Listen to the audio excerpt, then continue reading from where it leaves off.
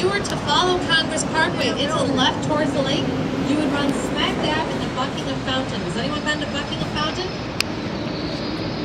Have you really not been to one of our most iconic structures, or are you all just being difficult?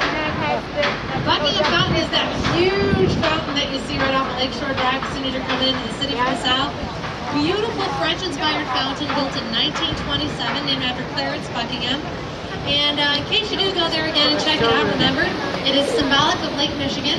And the 4 seahorses at the corners are meant to represent the 4 states that butt up against Lake Michigan: Illinois, Indiana, Wisconsin, and Michigan. On the right, this is our current central post office, right across the street from our old one, actually. This one was built in 1996, designed by Knight Architects, and it truly is a monument to human efficiency and the genius of our planning. What am I talking about? First of all, the floors in that building are actually color-coded according to the type of mail that's processed there. Boy, is that efficient. Secondly, the trucks carrying the mail don't have to wait outside the building. They can drive right into wherever they need to get to, no problem at all. So that is the way that very efficient building works now. And that is the way that very efficient building was planned. Unfortunately, that is not how that very efficient building was on opening day in 1996. So no one thought to measure the height of those trucks that needed to get into that very efficient building. Sounds very common sense, doesn't it? You almost don't want to believe it. True story. You just imagine that glorious ribbon-cutting day in 1996. All of Chicago's jumping up and down for our genius in planning, our sense of efficiency. Everyone's patting each other on the back, saying, "Nice job." And the first truck proudly tries to enter that new building, and it literally gets wedged in the doorway. Whoops, very embarrassing. Whole thing had to be renovated. Works like a charm now, but that is architectural boo-boo number 1. We're going to get to number 2 in a little bit. On the left, doesn't this kind of remind you of those corncob towers that you saw? Yeah. Those were called Marina City from 1967. This one is called River City from almost 20 years later, 1986.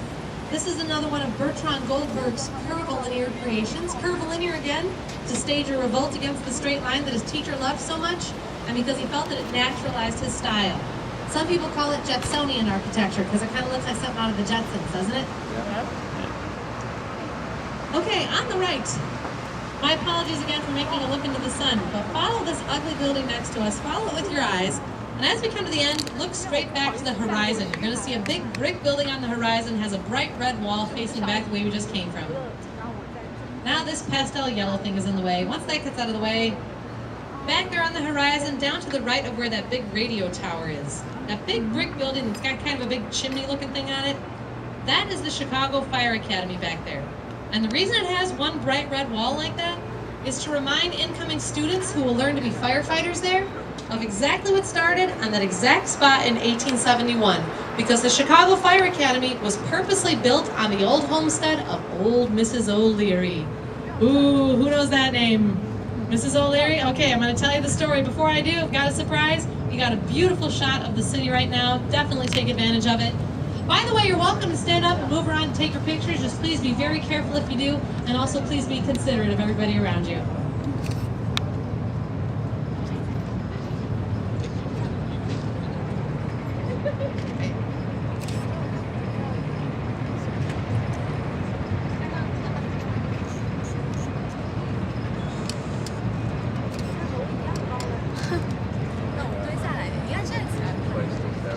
So, for those of you who don't know, supposedly the entire Great Chicago Fire of 1871 was the fault of Mrs. O'Leary's cow. Yes, a cow. The story is that a cow kicked over a lantern in a barn owned by this old Irish immigrant, Mrs. O'Leary. Right? That's the story you're going to get. Set all of Chicago ablaze, and guess what? It's completely fabricated. That story was made up just a couple of days after the fire by a reporter who wanted to be able to say something about the fire, so he needed someone to blame this poor old Irish woman and her poor old American cow, both of whom, by the way, were officially exonerated by the city of Chicago in the 1990s. It's official now, neither the woman nor her cow did it, so spread the word. Because honestly, it really didn't help out Mrs. O'Leary too much. She really did live out the rest of her days ostracized by society in complete shame. Poor thing. That's the power of the media, false media. So let's do her some justice after the fact. She didn't do it, neither did her cow. What did cause the fire? We don't know. probably just natural causes. A lot of our architecture was made out of wood. We were kind of like a tinderbox waiting to go up with the slightest spark. But officially we don't know. What we do know is that it wiped out a 4 square mile area of Chicago, including the entire downtown area. Over 17,000 buildings were gone. Left about 100,000 people homeless, and it killed a little over 300 people. So it was a huge disaster. So what good could possibly come out of something like that, right? Look ahead of you. Look around you. Look at our architecture. Isn't it fantastic? And if you think about it, had the architectural slate not been literally cleared by the Great Fire of 1871, then the architecture as you see it right now, that architecture for which we are famous as a city, simply would not have had the space to develop the way that it did. So there's a lot of good that came out of that fire, including the world's first skyscraper. And speaking of famous skyscrapers, everyone, look ahead of you. The Willis Tower! Don't clap, get out of here, you don't. All right, the Willis Tower is now the new official name of the Sears Tower. We're still kind of getting used to that, and I like to take a vote on all my tours. So when I say Willis Tower, I want you all to either yay or boo as you see fit. Ready? The Willis Tower! Yep, see, it's pretty much unanimous on every single tour. So let's fight the man and go with the Sears Tower. Yay! In case you don't know what we're talking about, it's the big black one. Biggest one you can see because it's the biggest one in America. The Sears Tower is 1,454 feet without its antennas, 1,707 feet with its antennas. It's an interior steel frame sheathed in black aluminum and bronze tinted glass, which gives it a shine kind of like a penny in just the right light. So it has the interior steel frame. It's also built on the caisson system, which is like having stilts anchoring a building into the ground. The taller the building, the deeper the stilts. How do you do that? Well, you take huge empty tubes, sink them through the ground until they have something stable like bedrock, and then fill them in with concrete or pressurized air.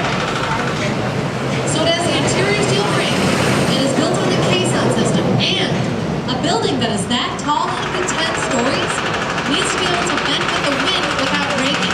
The Sears Tower can do that through a system of 9 massive steel tubes that it has bundled together at its core. The tubes end at different heights, and they act individually but also as one unit to give the building its necessary suppleness.